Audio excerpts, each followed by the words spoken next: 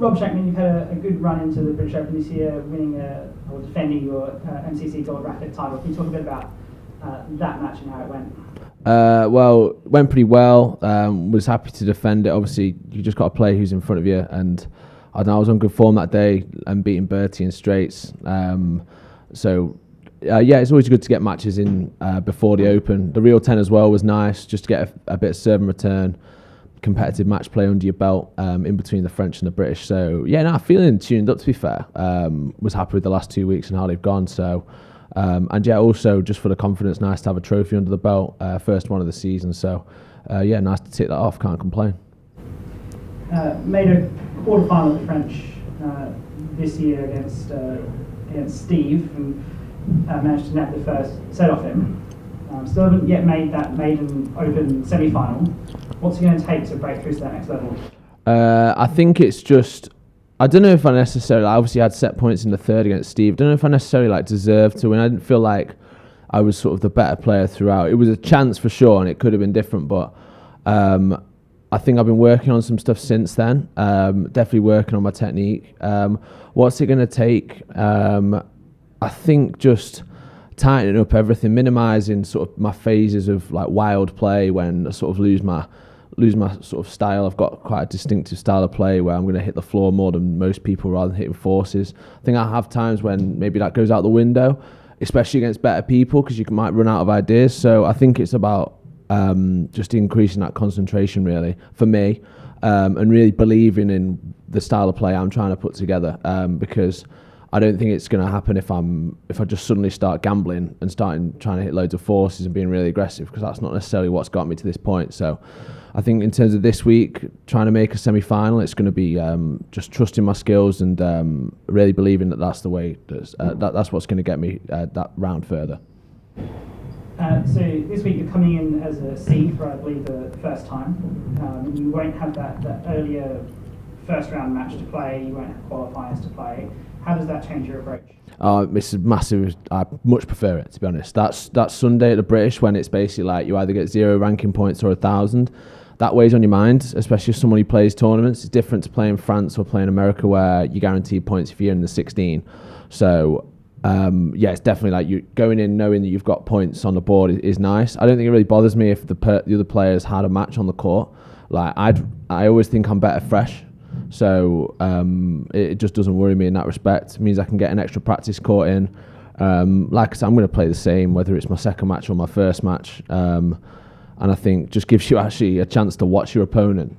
They've had to go in, use up all that adrenaline in a really tight first round match. And I'm coming in on Monday.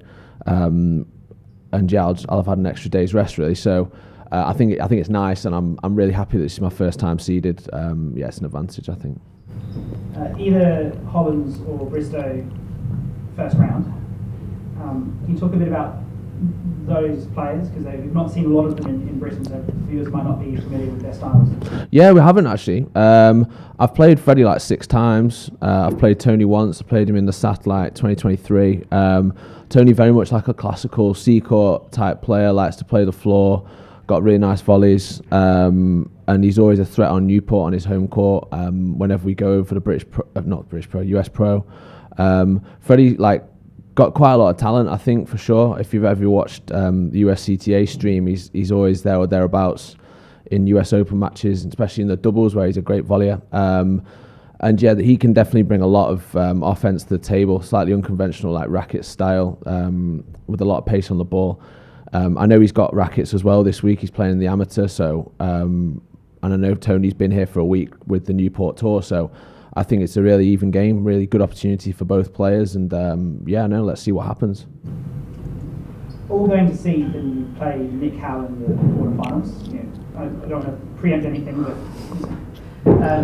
Nick Howe's someone that you've played a lot in recent times. What have you learned from those last experiences playing Nick that you bring out? Well, it's literally every year I play Nick Howe. This is the last. It was 2022, 2023, and now potentially 2024, as you say. What have I learned? I think you pick up bits in terms of how strong he is from the hazard end. You see it, let's say, watching, but it's different when you're actually at the service end facing that aggression in terms of his cut volley and his forcing. It's, oh my God, it's insane. But also, what I've learned is he's just incredibly tight on the floor as well. Just doesn't miss many balls. Very solid player. Keeps it really simple when the ball is on the floor. And I think that's one thing I've noticed, because you think of Nick maybe as like a super aggressive target hitter, but he's actually a great floor player as well, and someone who I sort of like watch where he hits his shots in terms of generating those chances to attack. Yeah, he's quality, and like I'd need to have a really good day to trouble him. I had a great season as well, so we'll see what happens. In the doubles, you're the second tournament with Lewis Gordon. Played you first at the French a couple of months ago. How did that partnership gel at the French, and what are you going to bring new to the British? Yeah, it's so much fun at the French. Like, it was nice to get to the semi, first tournament in. You can't complain with that. And I think we put up a decent fight against Camden and Nick, I can't lie. That was really good. Gordo was so hot in that match, and I think that maybe I was better in the first match, so that's good, because I think we both complement each other really well. We had a nice practice actually this week against Ben and Nino at Bristol. Like, got battered by them, but like as you would do on Ben's home court. But I think we can bring a lot to the table for sure. We've been talking a lot in preparation about this. Everyone knows what Lou can do on that return to serve at the hazard end, and as well he's got quality volleys. So I think if I can be steady in the forehand corner on a slow court like Queen's, let's just see what happens, because we could be a threat in a best of 5. Who knows? You've got the young pair of Flynn and Medlow, first round. They've been through qualifying and looking quite good in their qualifying matches. What did you take away from watching them? All you got to do is read your newsletter and you'll see how good they are. No, they were good. I watched it yesterday. Absolute demolition job. Fair play to the two lads. And I thought probably on paper we'd end up playing them. James really solid actually, which I was surprised by. Not surprised, like, he's a good player, but he just didn't miss many balls, kept it super simple, and I think that's the way to go at Queen's. You've got to be patient. Flinny's obviously like incredible shot maker, and he's going to hit winners. He's going to blow you off court at times. You just got to suck that up. I think me and Lou just try and do what we can, really. Just be solid, play to our strengths. But that'll be interesting. That'll be an interesting one. We'll need to think about that. But I mean, that's a few days away now, and we've both got singles matches, so I think that's probably first on the agenda. Yeah, looking towards the back half of the week again, not going to preempt anything, but you're seeded to play Rob Fay and Steve Pagoda in the doubles quarterfinals. What's it going to be like going up against that pairing that have won so many doubles world championships together? Kind of exciting, right? I mean, you think that the last doubles world championship they played was 2015, and having the opportunity to play against them again is going to be amazing. I don't think they've dropped off that much in level. Like, Rob's still unbelievable. The real 10, he's still got it, and Steve, we all know how good he is at doubles. So that's going to be really exciting. I think just to see what they can bring. I think we'll just do what we can if we get there. But I think Lou also can trouble pretty much anyone from the hazard end with how hard he hits it and his reactions up there. So look, if he catches fire, let's just see what happens. Looking forward to the rest of the season. What's on your calendar? A bit of a break in December, Jan. I'm not going to the Oz Open. February's also a really big month for me with like the amateur singles, and then straight into the US Open in Washington, so I'll be doing that. That's going to be massive, really. Would like to win a third amateur in a row. I think that'd be nice. And obviously winning like the UK amateur titles twice in 2 years would be good. And then let's see, probably be my first US Open seeded, so that'll be interesting. I think just keep pushing. I feel like I've got so many areas to improve on, and I'm working on at the moment. So I'm not the finished article. I'm not thinking like, this is it. But I think it's trending up, right? I feel like I'm trending up. So it's just like by the time it gets to February, I'll have improved and worked on other stuff as well, which is exciting. So looking to do as well as I can in the ranking events, and then we'll be on to like the Super League and the pro singles. So 2025 could be exciting. Race points resetting in January at the Australian Open, is that something that's on your mind? Or? I was quite happy with how I finished in the 22 to 24 race points. I think I finished 8th, right? So that's good. That shows I'm kind of justifying being seeded.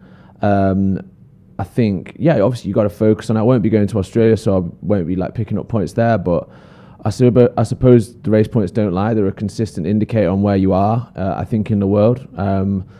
I mean, if I can somehow like scrape my way into some semi-finals, still not made one, as you say, that'd be nice. But I think I'm also just excited about the partnership with Gordo.